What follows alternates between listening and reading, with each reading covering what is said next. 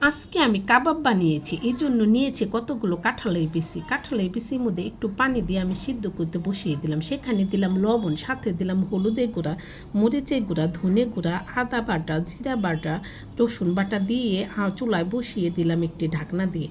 তারপরে এগুলো শুকনো হয়ে যখন একদম পানিটা শুকিয়ে গেল, তখন আমি নিয়ে নিলাম একটি স্টিলের গ্লাস। স্টিলের গ্লাসে প্রসাদ দিয়ে এইভাবে যাইতে যাইতে এগুলোকে আমি চেটকিয়ে নিলাম। দেখেন কত সুন্দর করে চেটকিয়ে নিয়েছি। এগুলো কিন্তু গরম অবস্থায় চেটকাতে হবে, নাইলে কিন্তু শক্ত হয়ে যাবে। তারপর দিয়ে দিলাম ডিম, ডিমের মধ্যে দিয়ে দিলাম পেঁয়াজ, কাঁচামরিচ দিয়ে এভাবে চেটকিয়ে নিলাম।